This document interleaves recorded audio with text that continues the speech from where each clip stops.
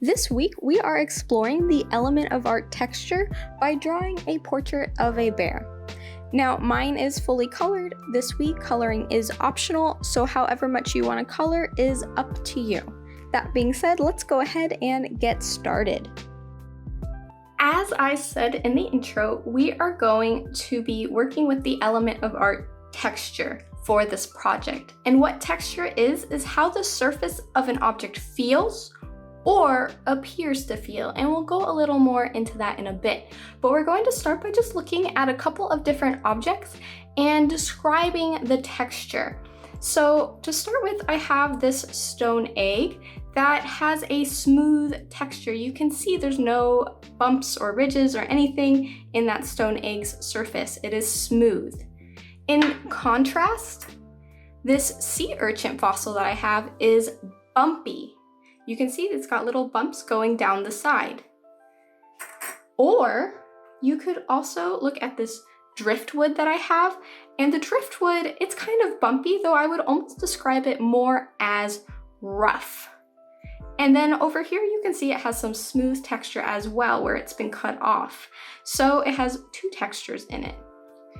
Another texture that's very similar is I have this fossilized coral as well, and you could describe this as bumpy or even as rough, but it's almost a little more prickly, I would describe it, than rough or bumpy. There's, again, some of the textures kind of overlap, and you can obviously use multiple words like synonyms for certain words like, again, prickly, spiky, any of those would work. Then I also have, can't really touch this one because it's in a jar, but I have this preserved octopus, and honestly I just want to include it because it's super cool to look at. But if I was to touch this, it would be, the texture would be squishy and slimy. I'm not gonna poke around in there because I don't want to touch the chemical in there, but one object I can touch that's squishy would be this putty that I have. And this is also smooth as well as squishy. This is a fun fact about this putty. It's thermochromatic. So what that means is it actually changes color with temperature. Unfortunately, my hands are super cold. Otherwise, this would be turning pink as I messed with it. So I'm not gonna play around with this for hours to hopefully get it to that pink color. So I'll just take my word for it. Then another texture I have this stuffed animal, this little white wolf stuffed animal, and I would describe this texture as fuzzy or furry or soft. Any of those would work, obviously. Or if I want to touch the nose is actually smooth. It's not the same texture as the body. So, or the eyes as well they're hard and smooth. So there's a couple different textures to touch here. So those are all the objects I have for me to show you, but of course I encourage you to go around your house and touch different objects that seem like they have interesting textures and describe what those surfaces feel like to you. What we just described is called tactile texture, which you can see I have it written right here, and that's the texture of an object when we're actually touching it with our hands. So that's this part of the definition of texture. The texture that we are going to be working with for our project is called visual texture. And visual texture is how the texture appears when you look at it, or the illusion of texture created by an artist. So what I mean is, when we are creating two-dimensional art and we are just drawing or just painting, we can create textures or create the, again, illusion of texture through our elements of art, line and shape, and our principles of design like pattern. Again, because if I'm drawing a lion, I'm not actually using real fur. If you were to touch the art that I'm drawing of the lion, then it's going to feel like the texture of the paper. But artists learn how to create that illusion of texture. So I'm just have a couple of different examples here. I'm going to show you how you can create the illusion of fur, scales, bricks, spikes, and wood. And I'm just going to make them in that circular, you can kind of see I drew little circles, so I'll add them to the circles. So over here with fur, I would just go in and make a bunch of lines. Or I could create the illusion of scales, that scaly texture that maybe a snake or a fish might have. Or I could create that rough texture of bricks. Kind of works. I could create that texture of spikes, which if you've drawn a cactus with me before, we've already kind of done this. I could create the texture of wood.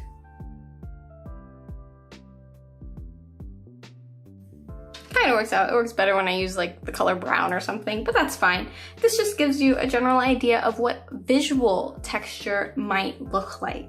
So now that we understand the difference between tactile texture and visual texture, let's go ahead and get started on using visual texture to create our bear portrait. For this project, you are going to want some tools to draw with.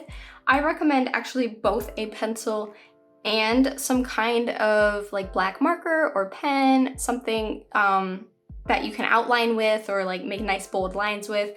And then coloring is an option for this project. So if you want something to color with, I'm going to do color pencils because I haven't used them yet, but markers, crayons, as you know, all of that would work. So to start, for our bear, we are going to start actually with the eyes. Usually when we do a portrait, we're starting with the oval for the head, but we're doing something a little different for this one. So I'm going to take my marker to start with, and I'm going to draw 2 circles or ovals for the eyes. And I want to draw them not quite in the middle of my paper, a little bit higher, like just maybe like a third down from the paper right here. So I'm just going to draw them right here. So I'm a little off-centered, but that's okay. Now, I want to color them in black. However, what I want to also add is an eye shine. And what an eye shine is I don't know if you've ever noticed, but if you look at somebody, like when you're talking to them or whatever, and you look at their eyes, you will notice there's normally like a white glare or a white light reflecting off of their eye, and it's normally in the pupil area, maybe overlapping with the iris. And what that is just the light source of wherever you are, so like the lamp or the sun, wherever, bouncing off of their eye, because our eyes are kind of shiny because they're textured, they're wet. So it's one of those details that you can add to a drawing, and it just adds that little bit of extra realism and that little bit of extra dimension. And to do that, all I'm going to do is I'm drawing an oval right here, because I'm pretending my light source is coming from this corner. And then I'm doing the same thing on this side in the exact same place, like that. And now I'm just going to color in. And now I'm going to draw the bear's nose. And I'm going to draw it about right here. I don't want to get too close to the eyes, and I'll explain why in a little bit. So I'm going to draw it about right here. So I want to draw it definitely right in the middle of the 2 eyes. And I'm going to draw a kind of rounded triangle. Like you could do a perfect triangle, or you could do an oval or circle. Either of those would be fine. But I'm going to kind of do like it's an upside down triangle, but instead of doing points, I round them like this. And just like I did for my eyes, I'm going to add a nice little shine right here. Now I want to do the mouth. So obviously there's a couple different ways to do the mouth. I'm going to show you my way. If you have a different way, that is fine. But if you've ever drawn a cat or a dog before, this is kind of the standard way to draw their mouths. And you start by just drawing a vertical straight line, and then you curve around into like your letter J. And then you do the same thing going the opposite direction. Now, if you wanted to be silly or something, you could draw like a little tongue sticking out or whatever. That is up to you. I am going to opt not to do that. But of course, that is up to you if you want to add your own little creative spin on it. So I'm putting my marker down now though.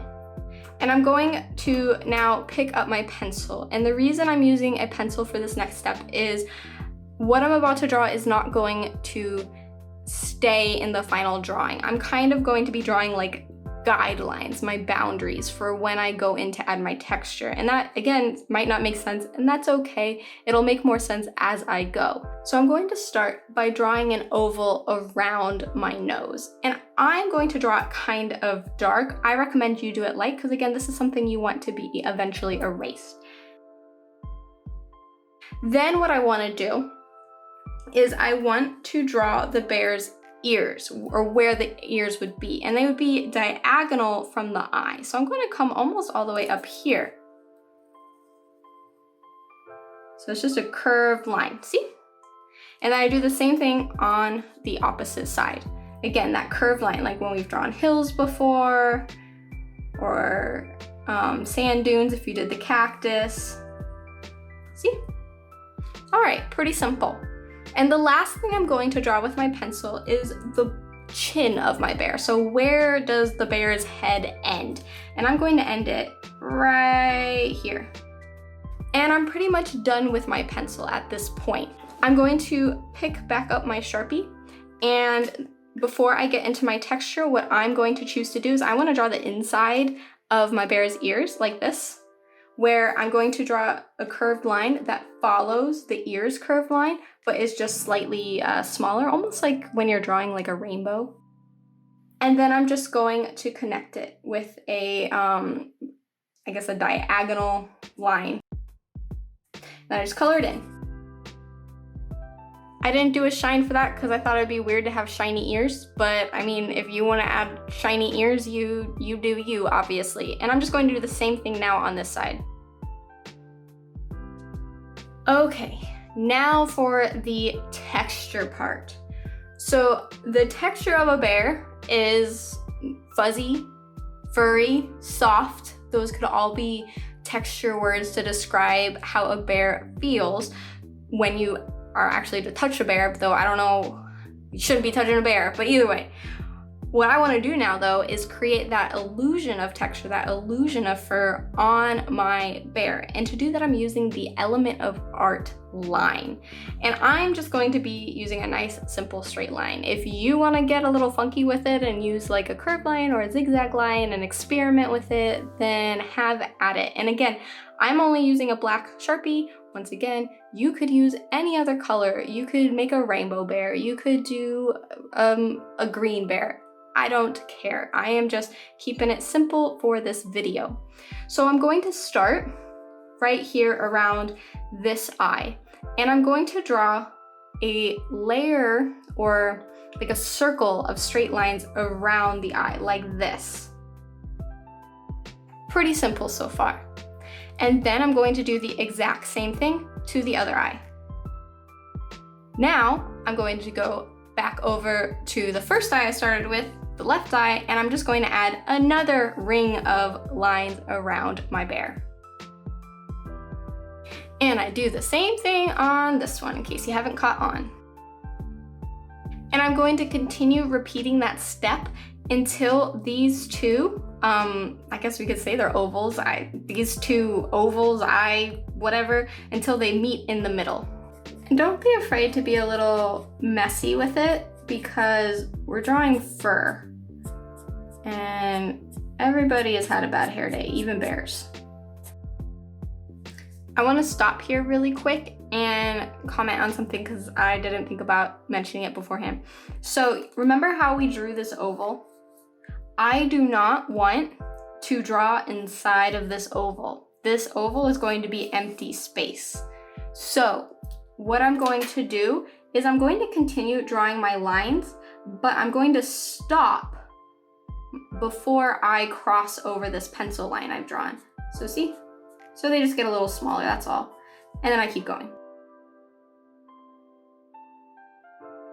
So I have an interesting predicament where I don't have enough space here to do two layers of the oval. So what I'm going to do is I'm just going to do one line of lines right down the middle, like that. And then when I go back up here, I'm going to continue doing my circle of lines around my shape, and then I'm going to continue it over around here. Now what we do is we are going to continue drawing those lines. And now what I'm doing is I'm just following this shape created by combining these two circles or ovals together. And I'm going to continue to do that until I fill my entire bear's face. So let's get started and tackle this.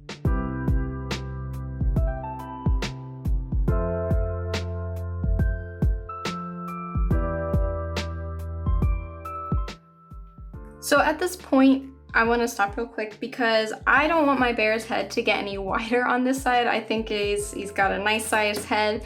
Over here, I could maybe get a little bit wider. I'm just going to add a layer of lines, and I'm going to stop when I hit my ear. And then I'm going to go ahead and talk about where I go from here. So again, I don't want my bear's head to get any wider. So what I'm going to do now is I am going to draw a layer of those lines following the bottom of this oval I drew with pencil earlier, like this. So that's how I'm choosing to tackle this, and then I'm going to continue just doing the exact same thing over and over again, just kind of like how I've been doing here. So I've hit the same issue right here where I don't want to go any farther, just like I didn't want to go any more out. So again, I'm going to be starting my lines right here and going all the way until I hit the curved line right here, these lines over here, and I'm going to just continue until my bear's head is as round as I want it.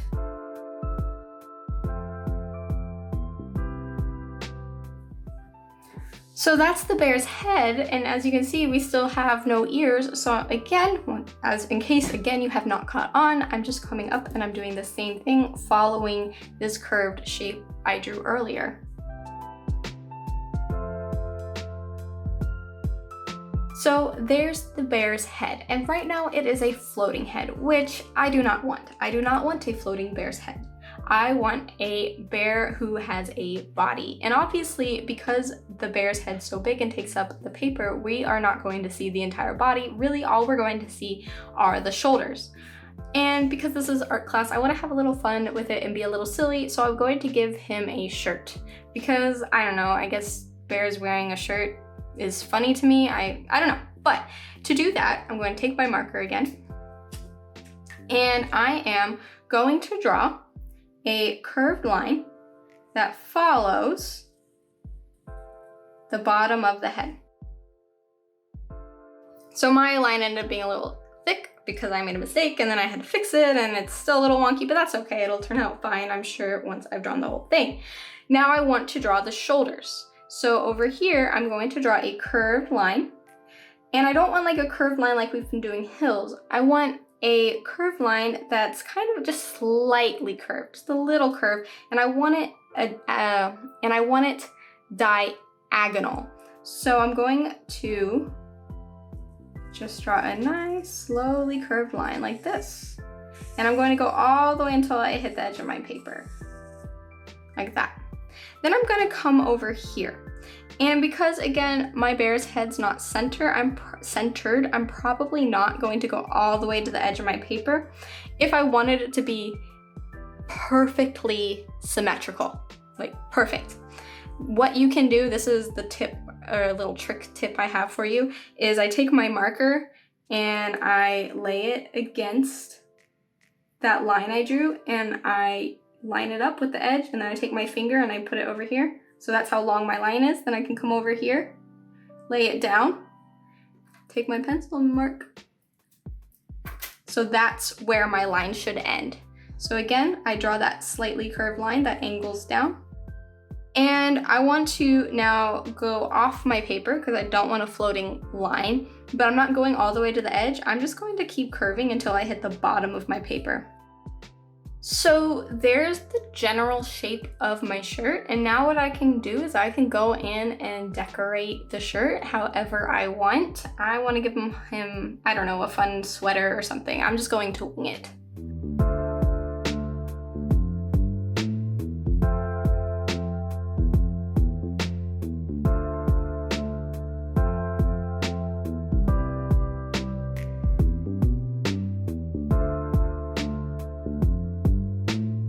And there you have it. So there's the drawing of the bear. And now what I'm going to do is I'm just gonna go in and color the shirt, and I'm still debating whether or not I wanna color the background or the bear's face. We will see what I end up doing after I've colored the shirt.